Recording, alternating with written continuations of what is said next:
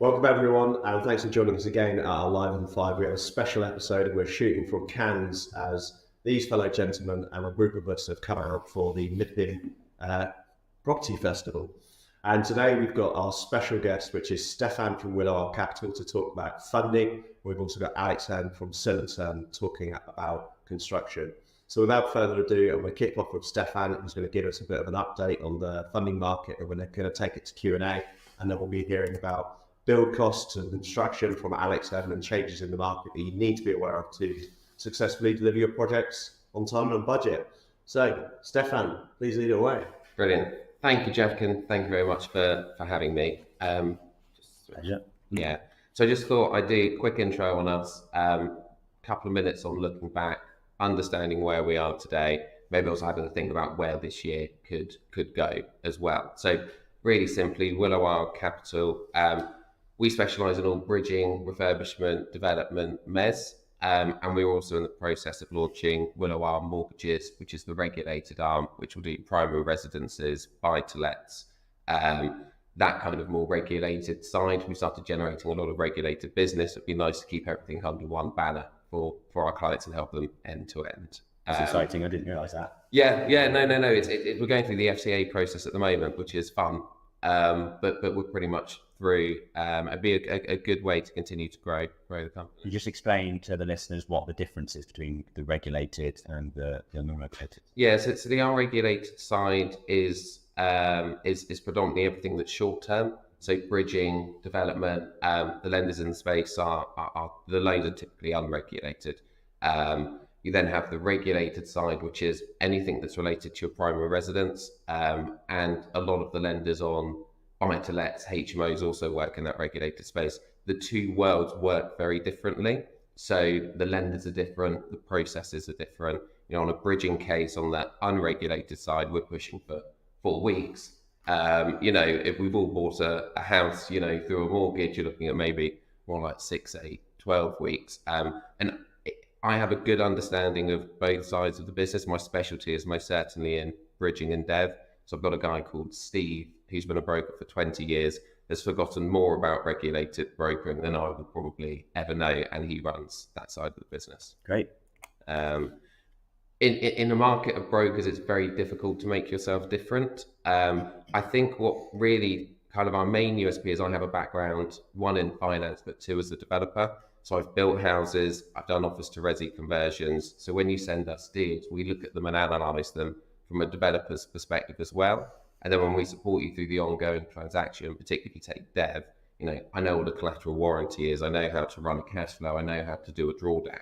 And we find that adds a lot of value to our clients. We're really also quite strong on being fair with pricing. So we don't charge broker fees on any bridging or refurbishment cases. Often we're reducing arrangement fees to help clients get a better margin. And we really do kind of care. I think, we do go a bit above and beyond sometimes, as you know, from cases we've worked on. Brilliant.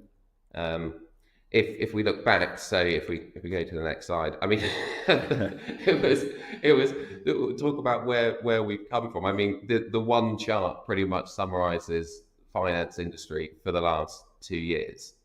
We were pretty much at a 0% base rate 24 months ago to now being at 5.25.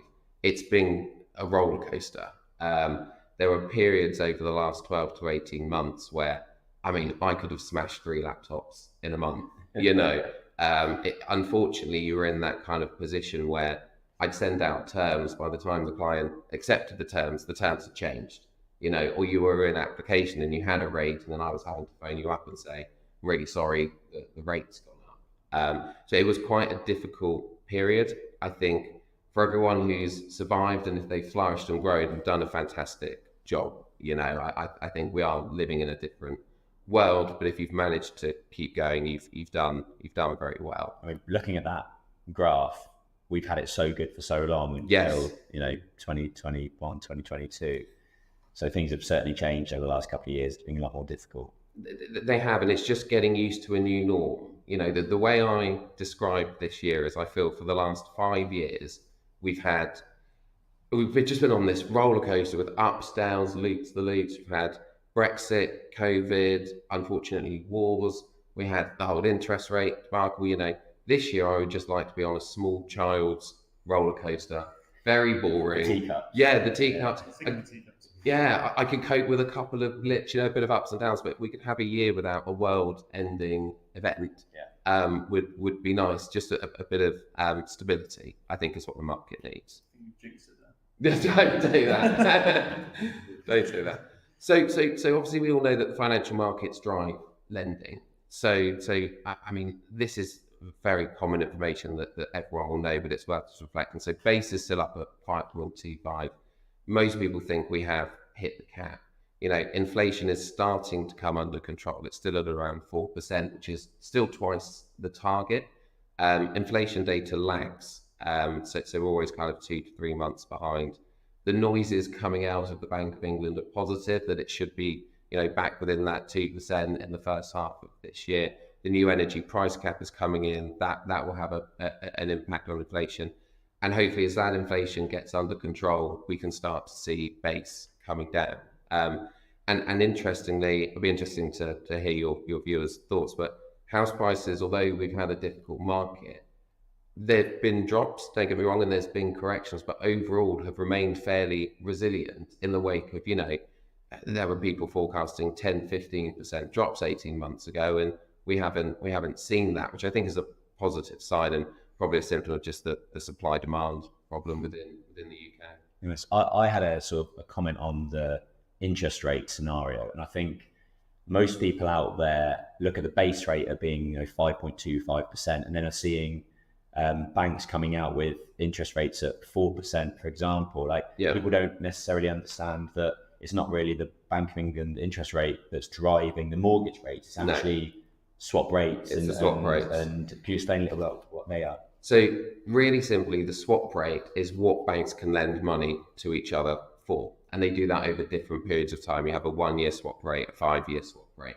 So when banks are borrowing money from each other, say on a 5-year term at the moment, they can be borrowing at 3.5% between interbanks, and then they're adding on their margin, and then they're setting their mortgage rates at that. So it is the swap rates that drive the mortgage pricing, not base. And it can get a little bit confusing when you do see mortgages priced at below base. How does that work? But it is driven by the swap rates, and swap rates is something that we track very carefully. And I think I mentioned it later, but I was talking to Steve on the regulator side. Never has that side of the market been so intrinsically linked to swap rates. As soon as they move, the lenders are starting to move. Everyone's kind of running it quite close to the line, which is why now at the moment you are still seeing a lot of pricing changes, particularly in that residential and buy-to-let space. The shorter term finance, bridging and debt isn't as much affected because the 1-year swap rates don't move anywhere near as much as the 3 or 5 year swap rates. I think that's so key, and I think it's hugely overlooked and not understood by the wider public. If I asked my wife, she'd be like, "Oh, interest rates have gone up." Yeah, but she wouldn't piece together the fact that the mortgage rates don't necessarily go up in line with that. It's more akin to the swap rates, which is cool. Let's quickly have that. Yeah, of course. I think a little bit of the mortgage rates not significantly changing the base rates is because how are all banks funded? You've got deposit banks, which is a person putting money into a savings account and then the bank then lending that out. That is not impacted at all by base rate. But where it is impacted is when inflation's going up and interest rates are going up. Those people putting the money in deposit accounts are expecting more on their money. So that it does all fall in line. But I've seen a lot more deposit banks come into this space and be quite comfortable because they're controlling what they're paying their lenders and paying, obviously they're controlling what they lend their borrowers. They need to make a markup, and there's many deposit banks out there that are actually paying their clients, the lenders, more because everyone else in the market that is following off swap rates is going up. It really is kind of inflation, base and swap. They're also intrinsically linked, but you are right in the fact that it is more the swap rates that drive the mortgage pricing rather than base. Good stuff. So what are we seeing on the ground? So I mean, we're looking to target maybe 150 deals this year. So we're constantly talking to clients, constantly looking at different types of deals, and that's on the unregulated side. So and being out here, I've got a lot of a good sense of how other lenders and brokers are doing. January and February, everyone seems to have come out of the traps. I think everyone was so weighed down last year that you kind of just wanted it over, and have come out with like a new sense of optimism, and we've seen a really good deal flow on both sides. On the unregulated side, a few of the rates are coming down, nothing drastic. We are seeing increased competition between the lenders, and this is on both sides of the regulated and unregulated. On the regulated side, mortgage lending is down 25% on the year and forecasted to fall a further 5% this year. Now, post-COVID, there's a lot of money in the system. Everyone still needs to get their money out in order to have a successful business. And that's kind of what's driving the mortgage rate war that we saw in kind of January and February. And also kind of product innovation. So that's kind of it's starting to swing more into the customer's favor, and banks are kind of blowing up our phones a little more. What we've got on your desk, kind of chasing us for deals. We've seen them be a little bit more commercial in some decision making, which is nice. So hopefully, long may that continue. What sort of rates are you seeing at the moment for, say, a 6-bed HMO that we've just refurbished, for example? On the mortgage side. So where it gets difficult, and it's similar to the swap rate thing, when someone says to me, what's the best rate I can get on a mortgage? Unfortunately, that's the wrong question, because the way mortgages are now being structured is you'll have seen 3% arrangement fees, 5% arrangement fees. There's one that's 10. Wow. And the banks aren't doing that to be greedy. They're doing it because properties aren't passing the stress tests, so people aren't getting the loan to value they want. So by reducing the rate and increasing the fee and effectively offsetting it, they're enabling customers to get a higher loan to value. So unfortunately, it's not what is the best rate. You take the rate plus the arrangement fee, divide that over the term of the loan to get your annualized rate, and that then is the number that you need to be looking at. Yeah. So I've noticed that the arrangement going through the roof to offset the regulations that were put in after the 2008 crash and to stop protect borrowers from going into other positions. But what else do developers on the unregulated side, or even buy-to-let landlords or landlords themselves, need to be aware of other than that little nuance? Is there any other things that are changing quite quickly and then you just need to be aware of costs or fees or changes in terms or loans of values? I mean, all of the above. I think whenever you're taking finance, sometimes I think people can think that bank finance, whether it's a bridging or a mortgage, is in such an abundance, that they can just get it, it'll all be fine, and maybe don't do enough diligent research. There are fees hidden in contracts. When you look at, particularly if you look at a development loan, right, you've got your rate, you've got an arrangement fee, you've got exit fees, you've got valuation fees, you've got MS fees. So you also need to be considering the total cost of the deal, not just a flashy headline rate. I'll give you a good example. If you're doing a large HMO conversion, you can do that on a development loan, or you can do it on a specialist refurbishment loan. Now, the two products are structured very differently, and we often find actually that the refurbishment product that technically has a higher headline rate, all in works out lower because you've got lower MS fees, lower legal fees, no exit fees. So you can't just be blinded by rate. You do need to kind of do an analysis of it. On the regulated side, again, very busy. The best rates, that often the ones you see that are grabbing the headlines, they're predominantly on lower geared resi stock, but the rates are starting to filter down. I think one of the biggest things is mortgage arrears are up. I keep reading this, not to a huge extent, but they are up. We've got another 1.6 million homeowners remortgaging this year, most coming off very, very low rates, coming out at 4.5%, 5%. It's going to be a challenge for those people. Hopefully, I don't think it will be enough of a challenge to affect the market as a whole, but I think, if you're out there and you're doing HMO conversions or buy-to-lets, there may well be motivated sellers out there who just want to move on. Landlords, the stock isn't stacking for them anymore. So I think you will still see a turn in the market because of those changes. I had a client that we did a house conversion in Collierswood, Southwest London, 4 years ago, and he's just messaged me to say are now looking to sell because I come off my fixed rate and it's unsustainable to actually hold these assets anymore. So I'm sure there'll be plenty of people that are doing very similar. Yeah. Good job. Yeah, and when the rental market's so strong, the rental market's only going to keep getting stronger, isn't it? And people want to exit their mortgage and go on to rental. But I was going to ask, I mean, interested to hear on your take, Steph, on what you're seeing from a valuation perspective. And so, obviously, from my angle, seeing here as a surveyor going to RSS conferences last year, and there was a big swing in they had a really sort of negative outlook on last year at the end of sort of October, November last year for house prices, and now we're in the year. There's a bit more optimism there, and they're kind of big industry leaders like Knight Frank have kind of gone from a 5% decrease to a 5% increase. There's big swings around. So I'm just keen to hear what you're saying, that you're seeing on the valuation side. Valuations are, sometimes a bit like the Wild West. You're never quite sure what you're going to get. Overall, we've been fairly positive on our valuation. We've had a few that have hurt that we weren't expecting.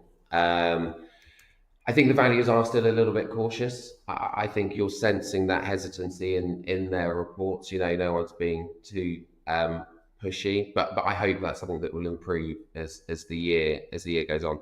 I always say to our clients, you get out of a valuation what you put in. I think you should be trying to meet the valuer on site. If they're happy to meet you, should be preparing a detailed comparable pack. Putting that in their hand, emailing it to them afterwards. They don't have to look at it, but having it there substantiates your thoughts. And if your assumptions are sensible, then and it's backed up by evidence, you should be there or thereabouts. Sometimes people openly do, try and push it, see where we can get it, and then you're expecting a bit of a down bound. But yeah, hopefully they continue to be more positive this year. Good. Next one. Yes, please. So I won't kind of go into a huge amount of detail on it, but I thought, what can we expect from 2024? So Crowd Property did a survey with developers and investors, and actually the overall mood was quite positive. I think circa 67-ish% of developers looking to grow this year, landlords, continuing to buy properties. I think hopefully, like I say, if this year is a bit more stable, you can plan, and then it's easier to grow. So I think on the developer side, we're looking good. On the lender side, I think we'll see increased competition, more product innovation. Like I say, the level of funding out there, there's more money out there than there are deals. So I think that will be an interesting space to look at. Rates, we hope, will continue to come down. Like I say, we need to watch the inflation data, watch the swap rates. If you have been tracking these, you'll note that January and February rates started to come down quite quickly. And recently the swap rates have started to tick up, so we've plateaued a little bit. So I think as the year goes on, I'm not expecting any wild cuts this year. I think if we end up at 4.75, maybe 4.5 by the end of the year on base, might be there, but we haven't seen it move yet. They're still, when you read the reports from the MPC, they're still a little bit at loggerhead. Some want to raise still, some want to stick, some want to lower, so they're not all on the same page. Inflation, everything we've heard, sounds like it's going to be positive. I think we just need to keep a close eye on that. The hurdles are seemingly constantly consistent with every developer we speak to. Planning is difficult, but we are seeing far more deals going through planning because it's harder to find consented sites that stack. So we are seeing a lot more lease options, a lot more purchase subject to, and developers are securing their margin that way. House prices, Alex alluded to it. I'm not sure if anyone knows. When you've got surveyors predicting a 4% fall and then reversing it to a 4% increase, I do think we had a report that house prices are up this month. It's very small, maybe by 1%. But again, I don't think we're going to see anything life-changing in terms of growth. But, like I said, all I want this year is some stability. So I'll take a 1 or 2% kind of flat market. And obviously the final thing we've got is, at some point this year, we're going to have a general election, which is going to be an interesting overlay to see how that kind of impacts the market. Great. Thought I'd just put a couple of recently agreed deals in here just to give your clients a flavour pricing.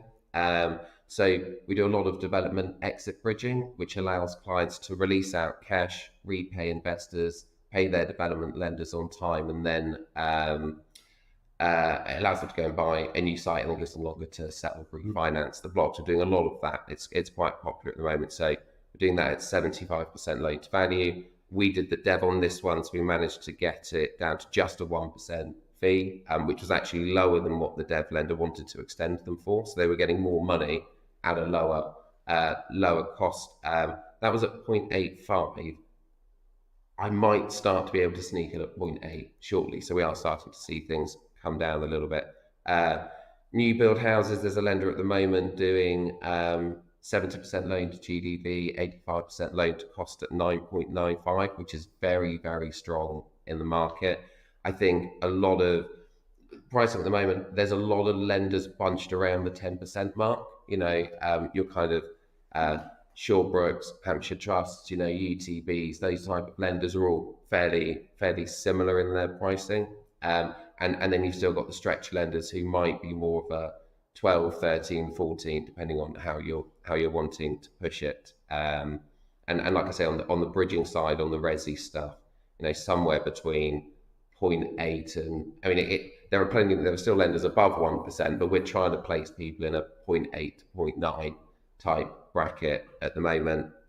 We're doing a lot of HMO conversions, houses to HMO. So there's two lenders that are very good that we're using quite a lot at the moment. You know, one's doing 70% of purchase price plus all cost of the works, you know, at around about 0.8. There's another one who has a similar product but with an EPC incentive. So they're 0.85, but if you improve the EPC by up to a minimum of a C and by 20 points, they'll drop your rate to 0.7 on exit. Now, arguably, that 0.7 is cheaper than some buy-to-let mortgages at the moment. And again, so there are pockets of very strong products if you know where to look and if it's right for that specific deal. And I find, sort of having looked at those green energy kind of deals, often that change in or drop in rate will cover most of the energy efficiency kind of improvements that you need to make. So it is worth looking at if you're, you know, most of the people need to increase their EPCs up to C and I know that the government have kind of restricted or removed that kind of demand, but I feel like they will be bringing something back in very soon that sort of tries to get you to do the same thing. So it's worth considering. We actually did a client asked us to do a bit of research on, you know, what are the EPC products out there?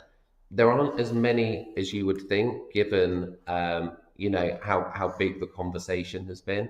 But almost every lender we spoke to said, we don't now, but it's something we're looking at. Yeah. And I can see over the next few years it being a growth area in that finance space where you will see more green targeted products. Well, on that, I mean, top property aside, but I was speaking to HSBC a couple of weeks ago about them providing us some cash for our business under a loan. They said because we're a B Corp registered business, and they said if there's a link to somehow where you're going to be offering some sort of launching some sustainable service lines or sustainability led products, then there's beneficial rates, and that's a mainstream lender looking at it. So there's definitely some momentum behind that.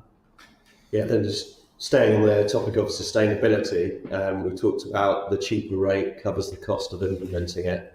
But if you're running a HMO, you probably want cheaper bills. Yeah. That's off the margin. Yeah. And if you're doing a development, you probably want something efficient because it's going to help your sales go through. So yeah, definitely something that we should be moving towards. And I actually saw Stuart Wyeth, a good friend of ours, who couldn't make it out here because he's being daddy, but he's just finished a conversion. Literally was 2 points off being top grade A, EPC A. So it is doable.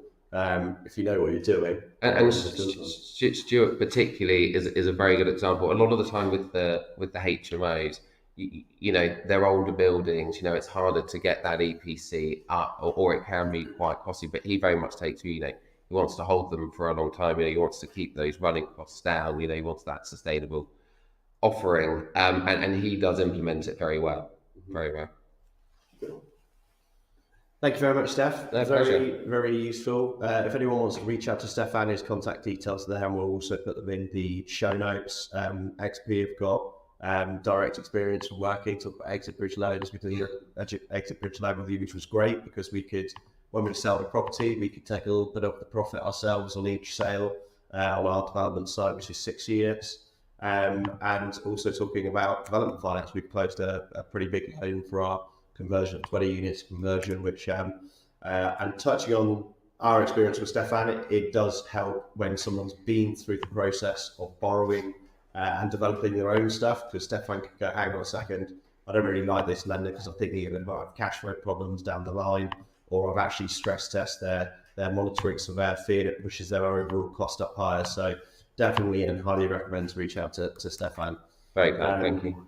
Pleasure. And I'm sure there'll be more questions coming back, Lucy, as we finish off. So we've evidently got our second special guest, which is Alex Hurn, who I've known since school. Believe it or not, they do. Our school did all right spitting out candidates. But I think one of the reasons that we actually are capitalising on us staying in this villa is Ben and I have experienced in 2023 and 2022 interest rates and finance costs have gone up, which is a chunk of our costs to deliver what we do, and build costs have gone up. So what are we left to do? Our profit margins are a bit crunch, and we really have to be on top of things. And obviously at our monthly meets, I get a bit of an insight on both, so it's good for our listeners to see, what these guys' knowledge can share. And I know that Alex has pulled together some sides sort of more around the construction side of things. And then we'll dive into Q&A. So Alex, over to you. If you could introduce yourself, that would be great. No, cheers, Jack. We want to talk about some of your haircuts. Yes, please do. But no, thanks very much, Chad, for having us today. Really good to be here. It's 20 degrees outside. We're 100 yards from the beach with loads of beach clubs around us. But I love sitting in here talking to you. It's perfect. So a little bit of background about me. So I trained as a building surveyor originally. I became chartered, so MRICS about 6-7 years ago now. And in 2019 set up my own business, which is Sillence Hurn Building Consultancy. The purpose of the business really was to try and challenge the industry and build a surveying business which challenges the norm and the traditional kind of outlook on the industry, and build a bit of a younger and dynamic team. And as part of that, we managed to continue to grow 40% year on year since inception back in 2019. So that's a little bit about me. Just kind of what we're going to look at today. Similar to Steph's kind of set up, we're going to just give you a quick overview on what we're seeing on build cost perspective and what the market commentary is. Quick update on sort of key construction matters and legislation, and then looking ahead of getting the crystal ball out for a couple of minutes at the end to discuss what we think is going to be coming. So there's if you can see the slides, there's the happy team there on our recent team day. We're actually going for a rebrand at the moment and a rename. So we're not wearing plain black hoodies, but we've had to Photoshop out the new logo and name, because that's a big reveal that's coming in May. There's teams. There's 23 of us in the business now across the core teams. Obviously, we're proud to be part of the Developers Club on their advisory board for construction consultancy. I graduated from the Goldman Sachs 10,000 Small Business Program last year, which is really good, and I understand you guys are potentially going to get involved in that at some point. And we are on our B Corp journey to become a certified B Corp practice, and that's due to happen in the next couple of weeks / months. So as a business, we're structured with 3 core teams. So we have firstly our residential surveying team, who do everything home surveying, really. So house surveys, valuations, and stock condition snagging on new builds. Our core team of building surveying is based around mostly commercial property and a bit of housing association work, looking at commercial buildings and providing anything in between. And then project management team, project services team, so we're dealing with lenders as monitoring surveyors, project management, contract admin, and delivering schemes for mostly developers in that space. How is your business split, like from a revenue perspective? Like what goes into each of those buckets? Building surveying is because the business launch has a building surveying business, so that's still the biggest revenue, and that's about 1.2 million. Project management is growing really quickly at the moment, so next year that projects to be about £1 million as well. And then the residential surveying is sort of 400-500k. So it's challenging because there's very different client makeup, there's very different payment terms, very different commercial arrangements in the team. So it's quite interesting. Residential market surveying is very short, sharp. We need leads in, we need surveyors on the road, doing the work. Whereas project management is long-term nurturing, working with developers, which as you guys know aren't the easiest characters. I don't know what you're talking about. So yes, there you go. So that slide kind of says that the kind of different client sectors we work with.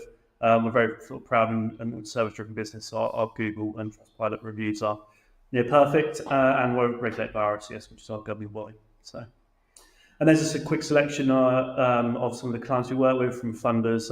Let's see, you've got Fiducium on there, MSP Capital, some of the key sort of MES lenders, Handelsbanken, and then some of the developers and bridge providers. So yeah, it's a nice, interesting mix of clients we work with. What have you been doing for Gymshark? So You one of their fitness apps? Yeah. Not quite, mate. They moved offices and they opened a new store that we did some surveying work involved with them for that. Quite easy to work with, actually. Oh, very good. Just before you dive into that, for the podcast listeners, it's the 14th of March while Alex goes into sort of current affairs in the construction industry. Carol. Yeah, so build cost update. I mean, as Stefan alluded to, generally the wider economic market's been interesting for the last couple of years, and as you can see on that graph there on the slide, that the last 2 years we all know that the wider economic political issues with Russia-Ukraine war, COVID, etc., had a massive inflation issue with in regards to material pricing costs going up, a lack of availability of key core building materials causing issues. But now we're kind of coming into a stage where that's going to settle down. So in regards of material availability and material costs, that's really level, if not it's decreased, kind of what under the national or the expected inflation rate for materials. So it's coming at 2.1% generally for construction, which, as you can see on that graph again, sort of 2024 onwards, that's kind of what a normal year should look like from the BCIS. So it's kind of sort of saying about 3 to 4% national annual inflation for construction. So we're kind of seeing a decrease and a bit of a slowdown, and we're definitely seeing contractors getting a bit more thirsty for work, which is interesting.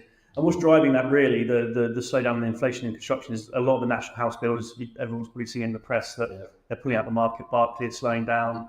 A lot of the nationals are kind of just land banking and not wanting to build out. So that's kind of leaving construction supply chains more available for work. So it's quite a good time to build, in all honesty. It's quite a good time to get a good tender process in the way and get some prices in and see where it lands. And that's kind of what the outlook is for the rest of the year, that it's not really going to pick back up that quickly. You've still got regional issues. You've still got some specialist trades, which are there's sort of skill shortages in those areas, like some specialist plumbing contractors. More in commercial, there's issues with sort of some special civil stuff, but generally it's a pretty good market for building.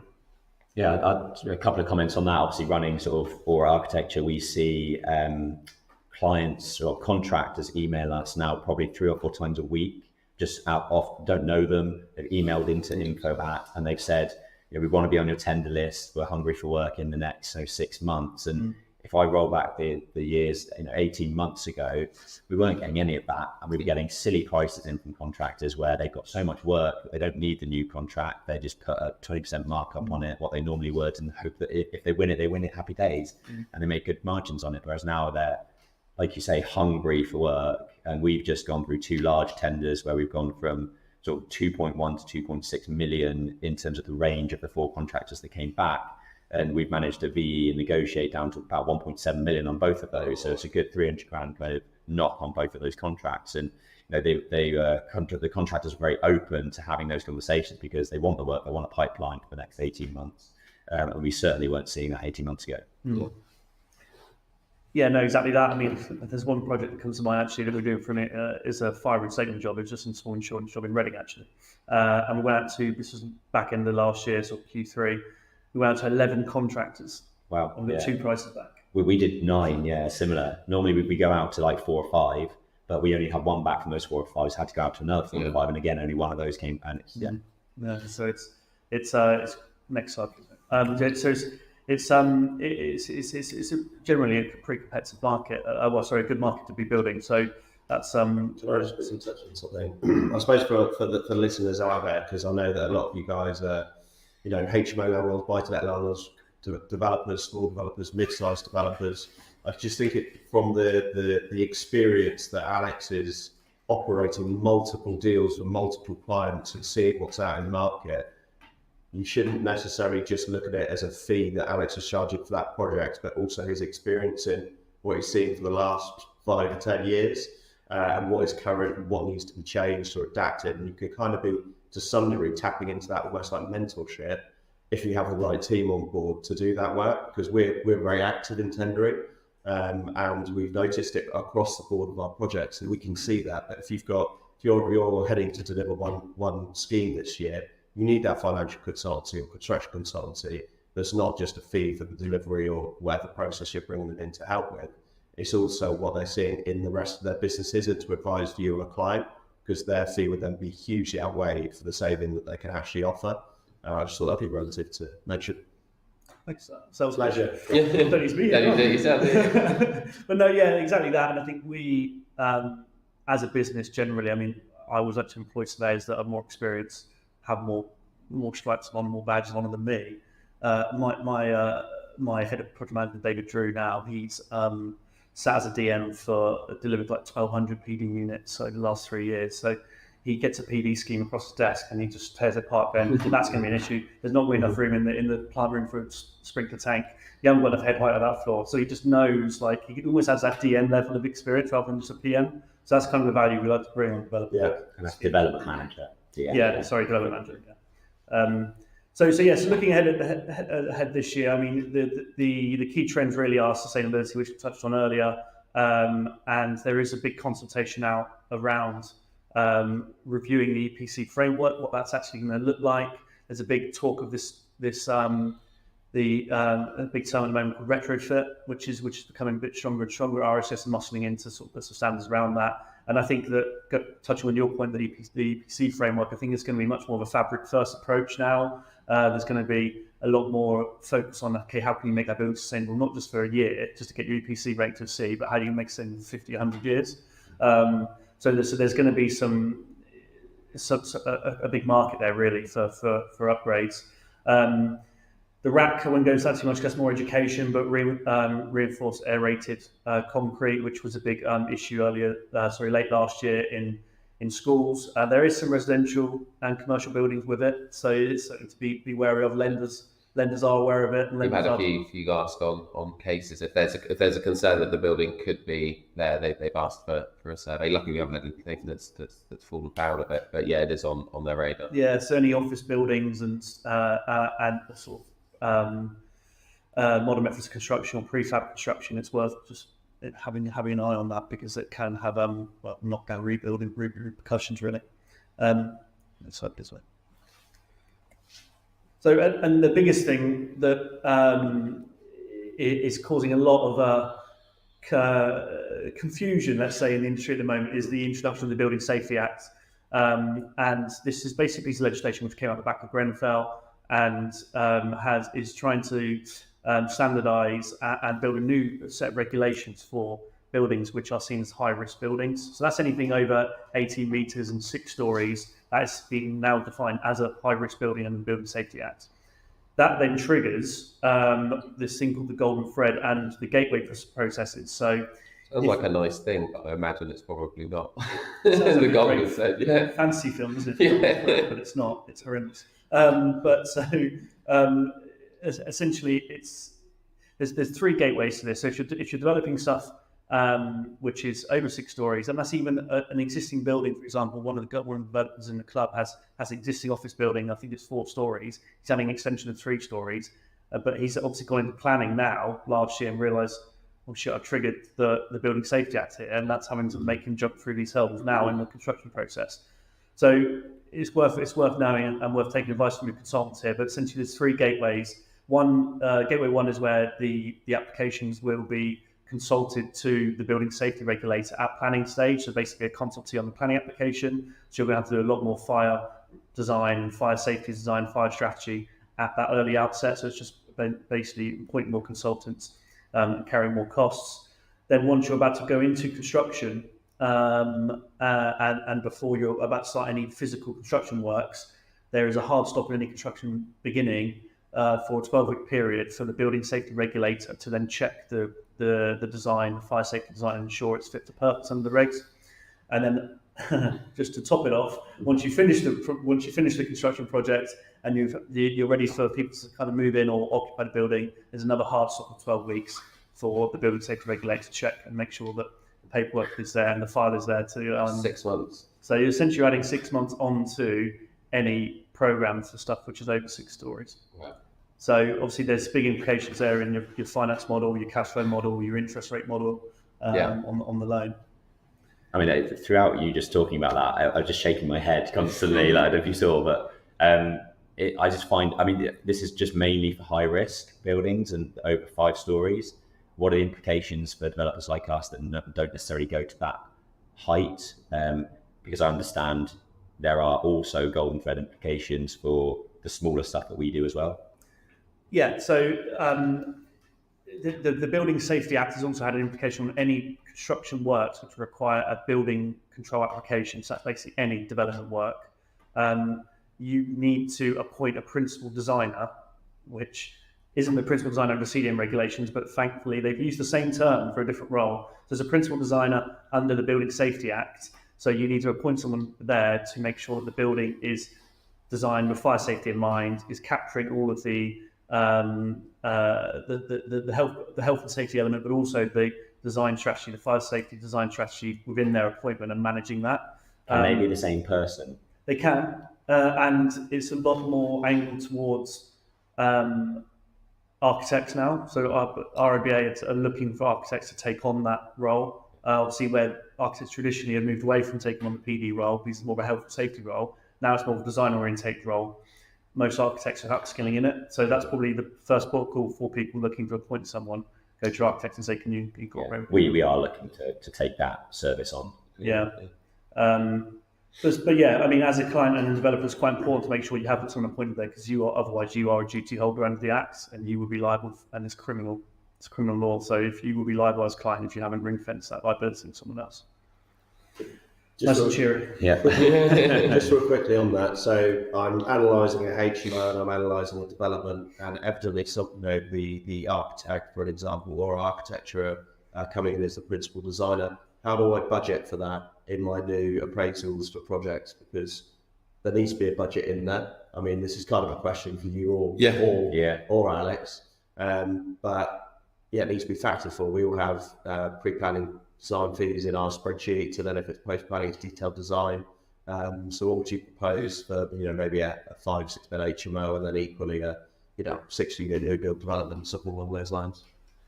Yeah, I can give some insight into some of our schemes. So our 20-unit conversion in Tame, I'm pretty sure our principal designer is £5,000 for the duration of the project. Obviously, smaller projects that are small HMOs that might be a 3-month build duration, you're probably looking at 2-3 grand. But that's the sort of level that we're at. I mean, I think if we're bringing it under the roof of Aura, for example, we've got the history of the site. We don't have to understand that we did the drawing work. So I'd like to think that if you're bringing in an external consultant, it's going to cost you more, because there's also a lot more time that's going to have to be factored in and resourced for understanding the project, for being on site, for specific trips to site to do the role. Whereas normally if an architect's on board as a contract administrator, they're on site anyway, checking the site, and that's all stuff that they can roll into their fee. So I'd like to think that architects would be cheaper to perform that role than an external consultant. And I think also on the fee front, that we always advise developers that we're working with, if it's pre-planning or just post-planning, we'll just get fire strategy done.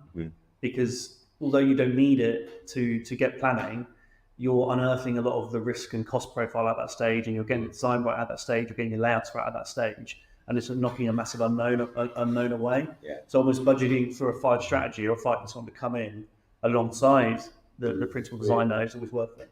Yeah, so on all of our HMO products that we ever deliver, sort of post-planning or getting on site, and sometimes in our HMOs we don't even have a detailed design plan. We do get a fire assessor in on 2 occasions, normally to come in, assess the building, make suggestions, and we do it on site. So for an example, we had a Nails Road, our HMO that won the award, Fire strategy was basically to create a hallway in the living room, so that the tenants could get out and be fire protected, which would have completely, it was a very compact house, 5-bed, 2-bath. It's only about 920 square feet, so it's a super tight, compact building. And you would lose all of the feel of that building just by creating one hallway. And we actually came up with the idea on site to go via a misting system, which is a bit of a pain because you need to service it every year. But the value you get back from making that accessible with the fire assessor there was invaluable. So specifically for any heavy development stuff, but also HMOs, it's good to have that candid conversation. We actually do it with the HMO officer as well, because they sometimes have a different view as the planning assessor. They go, "Oh, you can't do that." I go, "Well, he's here, ask him," so that everything's quashed in one meeting, and you can actually go around designing on site how best fit for product against the compliance. It's also much better to do that at the beginning, because trying to retrofit something afterwards, is a lot more mess, a lot more money. Yeah, much more difficult. Yeah, I mean, on the price of those consultants, it is eye-watering typically. I know from an Aura perspective, my PI has doubled in the last year, and they actually most insurance companies that we went to wanted to strip out as a caveat any fire design from our offering, which is ludicrous. I mean, we had to go to someone else and find someone that did it, but you'd find a lot of architects, insurers are pulling that. And that's just having a knock-on effect with fire consultants, where their PI is also going through the roof because of all these changes and Grenfell and all that sort of stuff. So we're finding, even on the old Maltings, which is a 20-unit conversion, I think we paid £10,000 for our fire consultant to do a full fire strategy on that.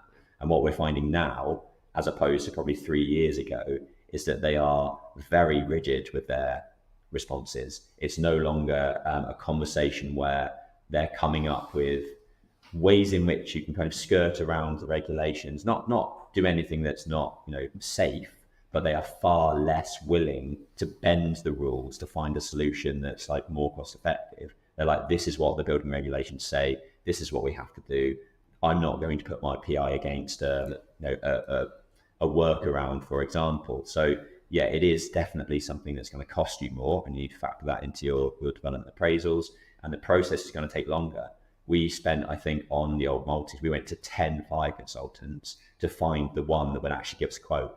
The point where 9 people just like, we didn't even get back to us, or they came back and gave stupid prices. So finding a good fire consultant, if you can find one, hold on to them, and let us know. Yeah, honestly, it's worth considering setting up a fire consultancy, because they're taking our shirts.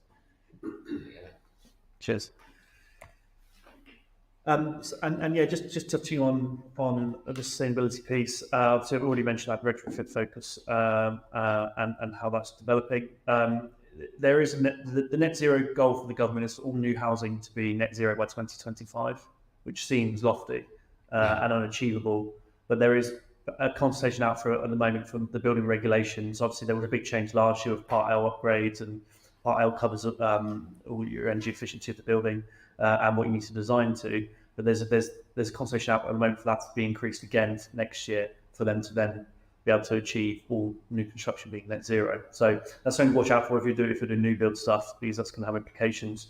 And then there's going to be a focus on really making the buildings, existing commercial buildings that are obsolete, into residential buildings, and making sure that they're sustainable as part of that.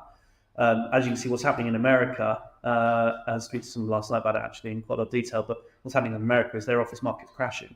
Office buildings in New York are being valued down to like literally zero. And it's because the layouts of the buildings are just the layout of them doesn't work anymore. Those deep square-based footprints that you can't get any natural light into the middle of them.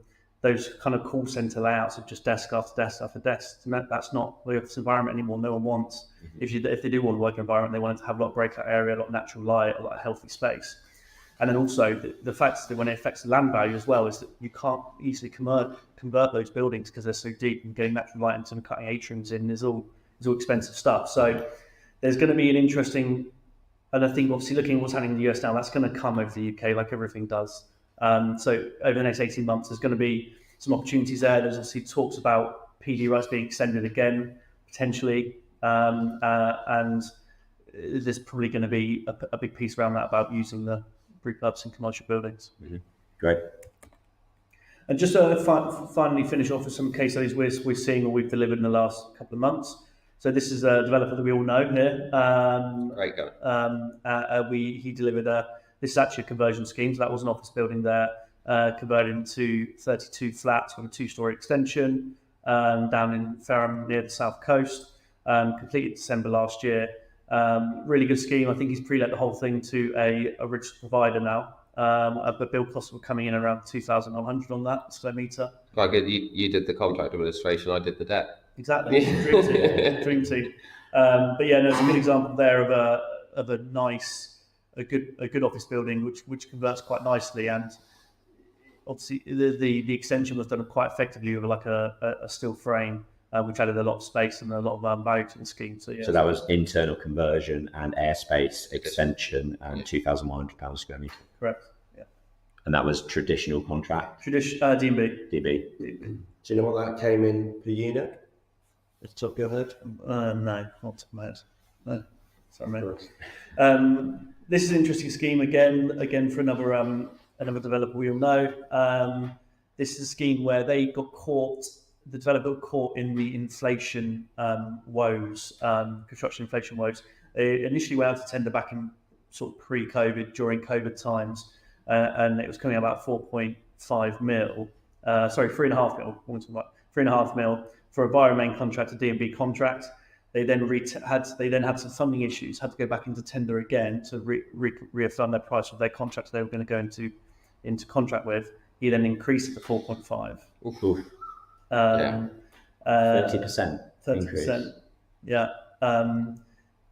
Availability. Obviously, it was a little bit of availability, a little bit of gains there, but then also that generally costs had inflated as well. Mm-hmm. We've then been working with the developer to do a construction management procurement where we set the developer up to be a construction manager, and we individually procure trade packages. So we procure a ground worker, we procure a plasterer, we procure brickwork. So we package it like that, and act as a construction manager. With cost plan at the moment targeted about 3.6. So nice. We've obviously managed to get it right back down to kind of where it was.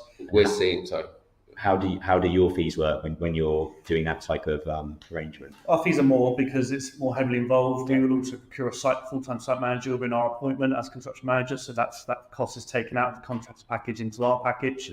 Mm-hmm. But the benefit of that is obviously the main saving you're getting there is you're reducing the overhead and profits, which are sort of between 12 to 15% and something of that size. Yeah. And you're losing that because you're directly procuring. We're seeing more clients go down this route. Like Jack said, everything's being squeezed. People are constantly looking for a way to, try and take that squeeze off a little bit. Mm-hmm. And we're seeing more clients, particularly if you've got the experience. It's hard to go CM if you've never done a new build before, but if you've done a few, and you get down the CM route, we're seeing it. It's more prevalent. Exactly that, and it's also the type of scheme. If it's a city centre conversion scheme, lots of site constraints, quite a difficult scheme there. You probably don't want to carry the risk as developer for the health and safety and the management of it. So you probably still want to ring fence out for a main contractor. But construction management does work really well if you've got a nice flat greenfield site like that, or the site constraints are minimal. Nice. And then on the flip side, this is a scheme we're looking at in Southampton, a PBSA scheme, which has been affected by the BSA. It's 130 beds, all studios. 11 stories, I think it's. Build costs, this is a feasibility stage, so we're just running sort of early stage costs on this. 14 million build costs and build costs of 4,880 per square metre. Per square metre? Wow. Jeez. And is this a casing point with the Building Safety Act where they had to put a second stair core in? Yeah. Redesign the whole floor plate to add a second stair core? Exactly that. So you had to have back-to-back stair cores in there. So, and then you've got new firefighting lifts, a usual lift, 2 staircases. But you've also got the sprinkler system and all of the appropriate cladding system, etc. as well. But it just shows that. But really, it's almost like with the Building Safety Act, it kind of works to go that high. If you're doing sort of 8-9 stories, your build costs are going to go up exponentially, but your end value is not going to go up high enough because you're not going to get enough units unless you've got really a lot of units per floor. Kind of almost want to look at going higher. Luckily, Southampton Council are pro high rise. Mm-hmm. And this was RC frame? What do they do? RC, yeah. RC frame. Yeah. Cool. That's it, I suppose. Awesome. Brilliant. Thank you very much, Alex. And we'll share Alex's contact details also on the show notes. Anyone can reach out to Alex or his team for any of his services. And it's quite nice to hear that we've actually got deals where we've all done it together, where we've obviously been the acquiring, delivery, and Alex is working on our Thames team, which is a mixed-use site between office park, 20 flats, park, 4 new build houses, and obviously Stefan's done a couple of deals with us as well. Anything else we wanted to touch on? No. Brilliant. Well, thanks again for joining on Friday. Please do remember that we want to see your questions. Keep the questions coming in even after the live session. Obviously, we're about to head into Cannes to do more meetings and generate value from our trip. So if they do come in and we don't get a chance to answer them on the call, we will then come back to them potentially next week. But we'll make sure questions get asked. But thanks again for following. What we would suggest is if you enjoyed this episode, make sure that you follow Stefan and Alex on their channels. And please do share this with one person if you think they'll get value from it. See you next week. Cheers.